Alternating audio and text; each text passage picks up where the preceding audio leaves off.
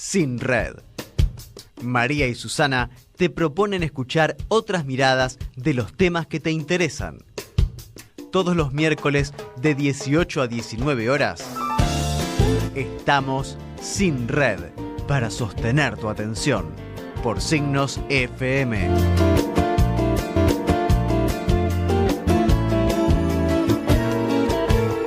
Vamos a tener como entrevistado a Pablo Vitale. Pablo Vitale es politólogo, codirector de la Asociación Civil por la Igualdad y la Justicia, cuya sigla es ACIG, y vamos a hablar sobre la pandemia y los problemas estructurales y de hacinamiento en las villas porteñas. ACIG es una organización apartidaria, sin fines de lucro, dedicada a la defensa de los derechos de los grupos más desfavorecidos de la sociedad y el fortalecimiento de la democracia en la Argentina. Pero ya tengo a Pablo en línea, así que vamos a conversar con él. ¿Qué tal, Pablo? Buenas tardes, te habla Susana Bultagio de Sin Red. Hola, ¿qué tal? Buenas tardes. Bueno, yo estaba presentando un poquito lo que significaba la asociación de ustedes. Sí. Y bueno, si querés, en este momento, yo más que nada quería preguntarles, en este momento tan difícil para todos, se hace más urgente la participación de grupos como el de ustedes, especialmente para ayudar a los barrios o villas carenciadas que sufren tanta desigualdad por el hacinamiento, la falta de agua, todas sus necesidades básicas. ¿Qué proponen ustedes al gobierno de la ciudad desde la asociación? Bueno, sí tiene una tarea sostenida desde hace casi 20 años ya, desde 2003, fundamentalmente orientada a aportar recursos jurídicos a las comunidades para pelear por sus derechos. En principio que los conozcan y a partir de conocerlos, impulsar con las comunidades diferentes formas de aprovechar el derecho para que sea efectivo, ¿no? Entonces, lo que originalmente hizo ASIG fue sobre todo litigios estratégicos, juicios contra el gobierno por el incumplimiento de las propias leyes que el gobierno se dio. Pese a lo que mucha gente cree, las villas no están en la ilegalidad. Las villas están reconocidas como espacios que tienen que ser urbanizados desde el 98. Hay una ley que es la 148 que fue sistemáticamente incumplida por parte de los gobiernos y además después hay leyes específicas que disponen que las villas tienen que ser urbanizadas específicamente, la 1114, la 20, la 31 y así. Además de esas leyes, bueno, hay un conjunto de pactos, tratados internacionales y derechos básicos que tiene que ejecutar y hacer cumplir el Estado, ¿no? Entonces así un poco a través de los juicios lo que fue haciendo fue evidenciando un tratamiento discriminatorio por parte del gobierno en las villas. Entonces hicimos juicios por riesgo eléctrico en la 2124, por acceso al agua y al servicio sanitario en la 31, ¿Cuándo fue por basura. La presentación por el tema del agua? ¿Cuánto hace eso? Miren, la de ASIG es de 2006, de un sector que estaba particularmente postergado en la 31 bis, en el sector más nuevo y más al fondo, digamos, de lo que era la 31 bis. Pero actualmente también hace poco hay un juicio también por agua en el conjunto de las villas, porque es un problema irresuelto. Claro, porque todos con fallos favorables, ¿no? Sí, o sea, fueron muchos los gobiernos que pasaron y muchos, incluso a través de los años, estas villas o estos barrios se fueron poblando cada vez más, porque convengamos que han venido gente incluso de los países vecinos que escapaban de sus lugares por falta de trabajo o por no vivir una buena situación y se fueron asentando en estos barrios.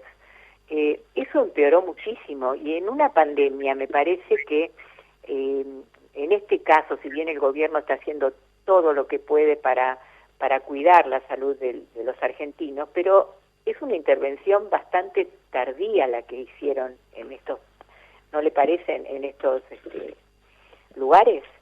Sí, tal cual. Hay un doble proceso, ¿no?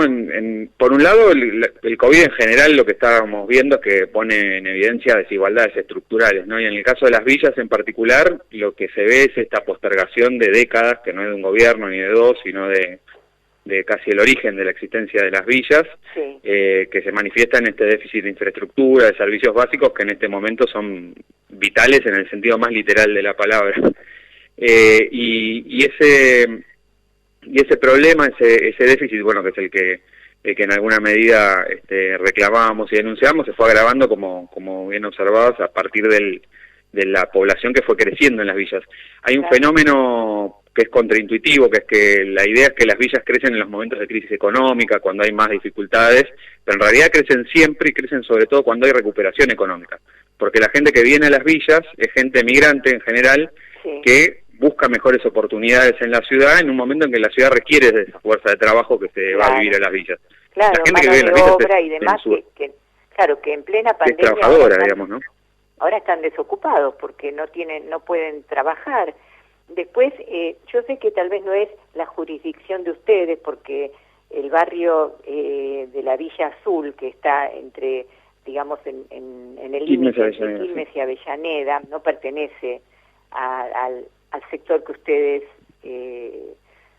digamos, trabajan, porque ustedes están en Capital, ¿verdad? Estamos fundamentalmente en Capital.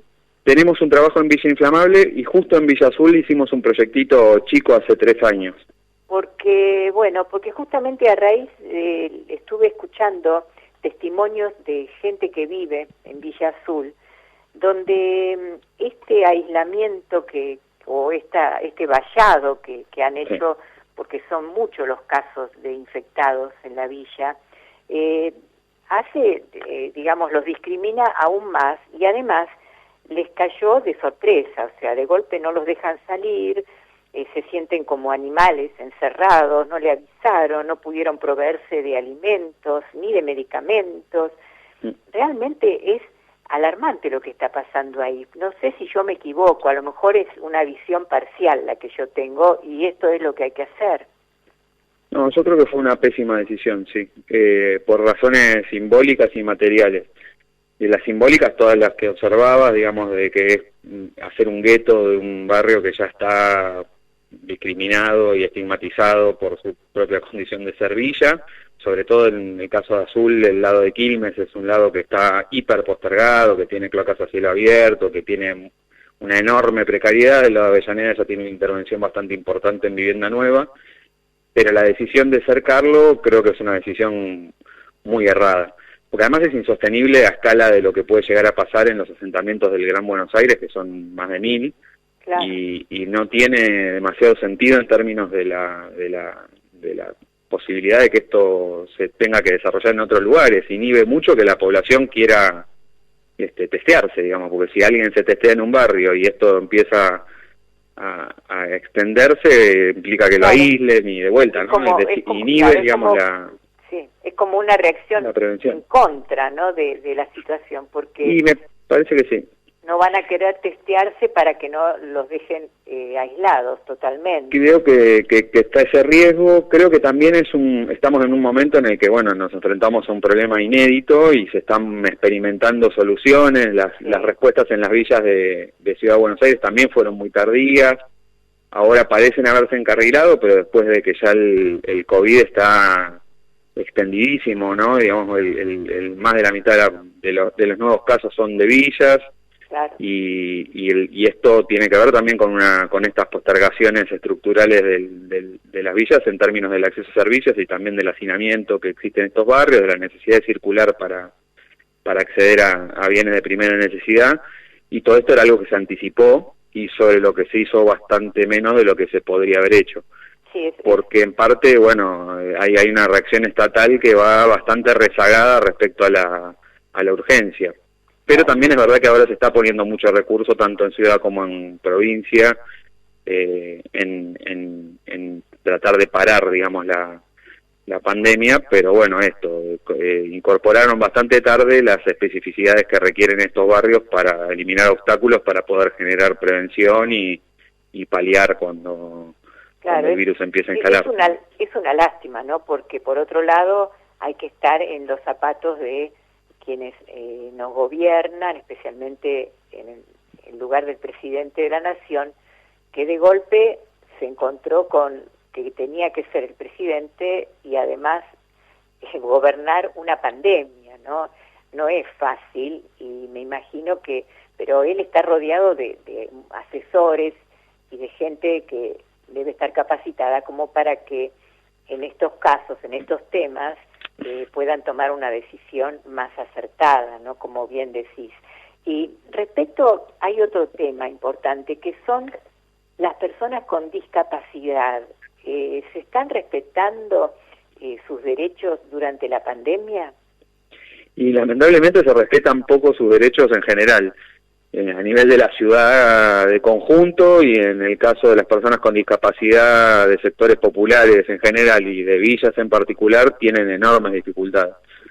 Y en ese contexto de pandemia también es uno de los puntos que venimos reclamando que se observen específicamente y sobre lo que hay una respuesta bastante baja, ¿no? ¿Cuáles son, por ejemplo, las situaciones que ustedes están defendiendo de los discapacitados?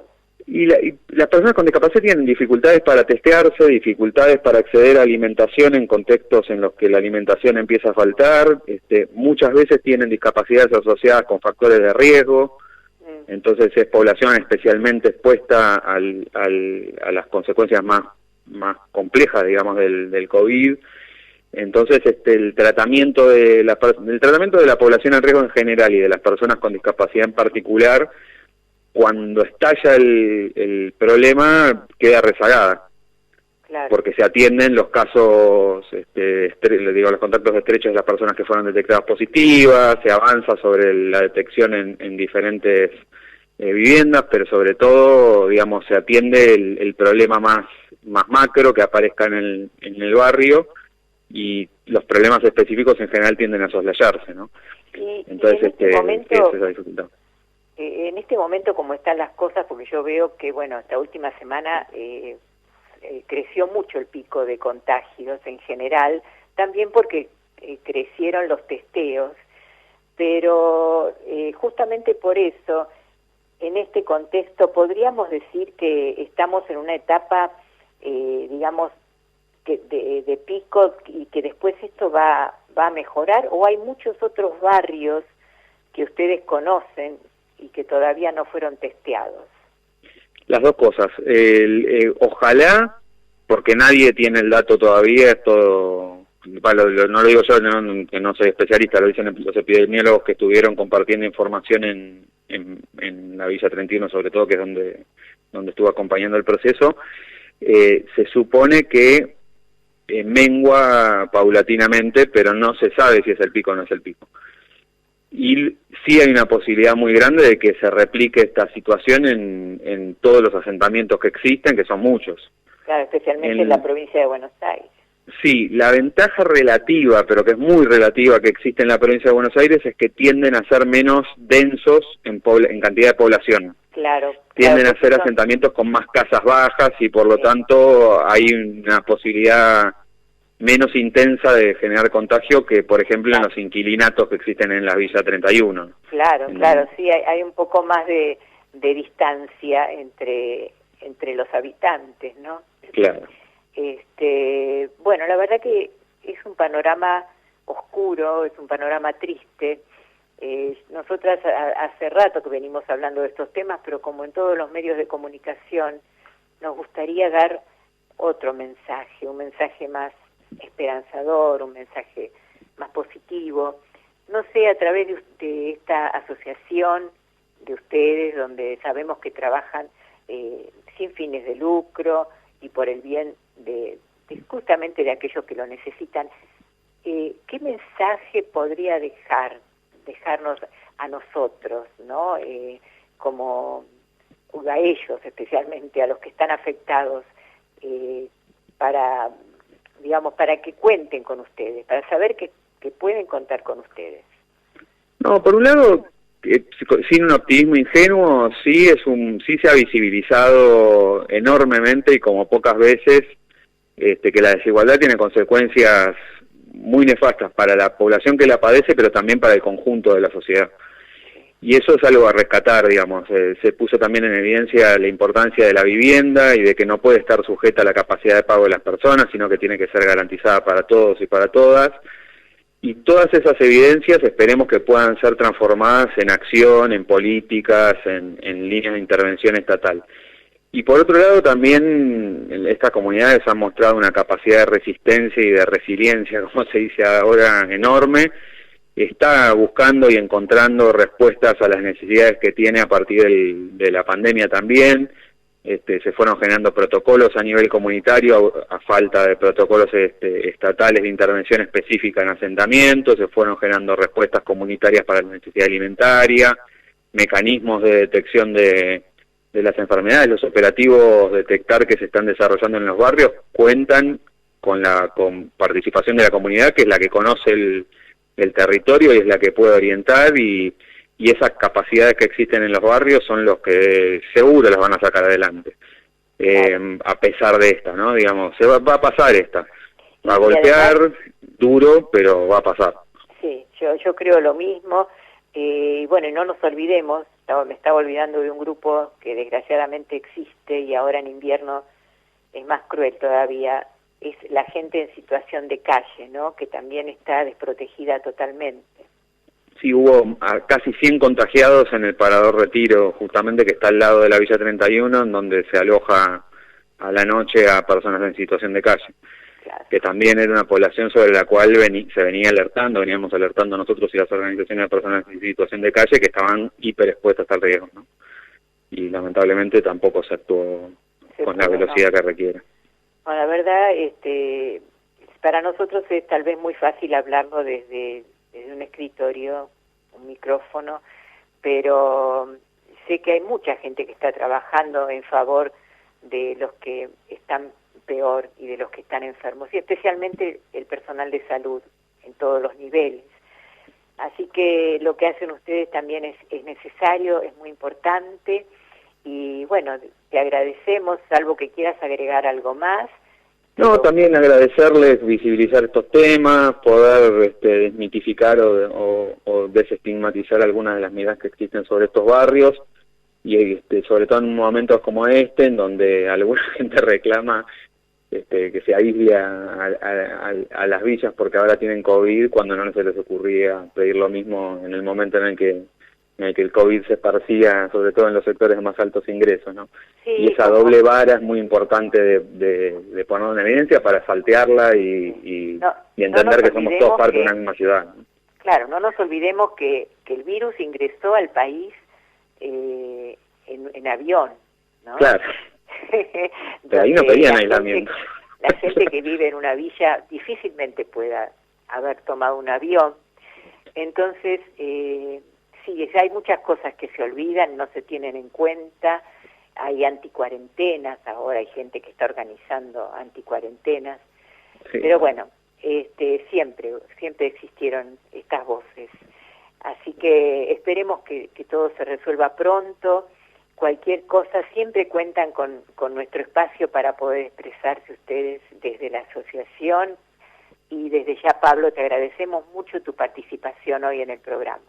No, muchas gracias a ustedes y también a disposición para lo que necesiten. Bueno, gracias. Buenas tardes. Gracias. Chao. Hasta luego. Bueno, era Pablo Vitale, politólogo, codirector de la Asociación Civil por la Igualdad y la Justicia.